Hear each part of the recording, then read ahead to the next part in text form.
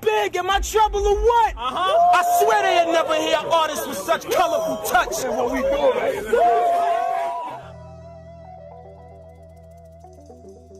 Well, I got with Young Money because, one, I got with Young Money because Wayne is a real. And I say that because I had did records with Lil Wayne before I got with Young Money, but he never charged me no money. It was a lot of artists that I did music with, and you know, the team had to give some bags. There was some bags that was passed around, mostly to the New York rappers. I'm gonna keep it real. Wayne never charged me for nothing, and I remember I had a song called "Bring It Back," and it was on one of Funkmaster Flex albums, and the original record had Jadakiss on it. So the record was being played in the clubs, and it was being played on Hot 97 in New York so much. I'm one of them people that I grew up in the remix era.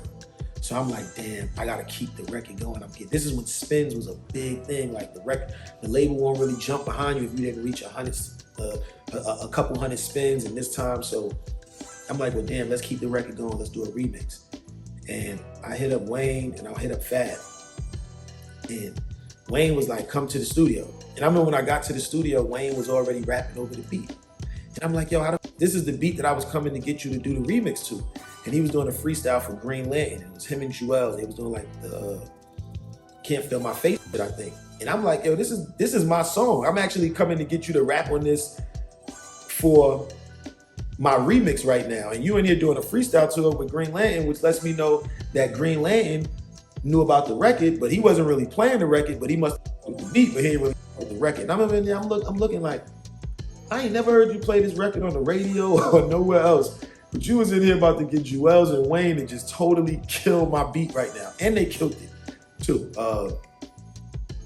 But even more so, he still said, all right, I'm gonna do this tonight. And it me up, it was like, yo, he just said, come to this, like on some cool, like you gotta remember, this is when Lil Wayne is doing 300 features in a year. He on everything. He was on like fire. And I remember when I was getting out of my deal with Universal, we skipped across a few. From Motown, I had a deal with Universal, and then I was with SRC with Steve Rifkin. And by the time all of that was done, I was like, damn, I'm kind of just in the hood. I ain't got no situation. I had nothing going on. I'll keep it real with you. I had nothing going on. And I hit Wayne. I had a record called Holla at a Player. And I was getting some steam on it in New York, but I ain't got no deal.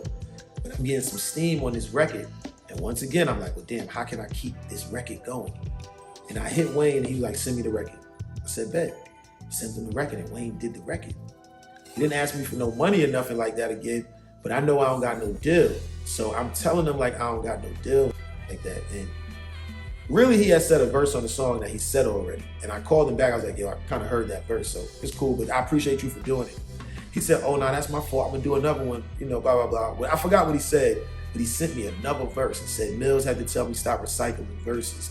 And since I don't write it, I recite it in cursive. So I'm like, damn, he went back in there and did that verse for me that night. Like that was, so the Harlem in me, I always say, man, you give me an inch, I'm gonna take a football field. So I'm like, yo, what's good? When next time you come to New York, man, I ain't got no situation, like blah, blah, blah. And I'm like, oh, you told me you ain't got no situation. You might not clear that remix for you. So he's like, you ain't got no situation? I said, nah. So I call you right back. So I'm like, oh, that feature's a dub. It's over for that. He called me back with Tez on the phone, like, when can you get on a flight to Miami? And just to make a long story short, I never played him no demo. I never played him no records.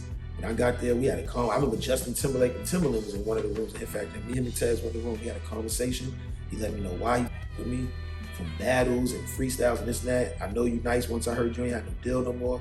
That's why I got you on the fight. I'm building this Young Money. If you want to be a part of it, it's going to be a ball of fire. I'll shoot. It's whatever you want to do. And I was like, bet. Gave it that. And from there on, that was that. That was how it came about. And it might have happened faster than the story that I just told you. But that's really how it happened. Hey, yo, Big, am I trouble or what? I swear they had never hear artists with such colorful touch. And what we doing?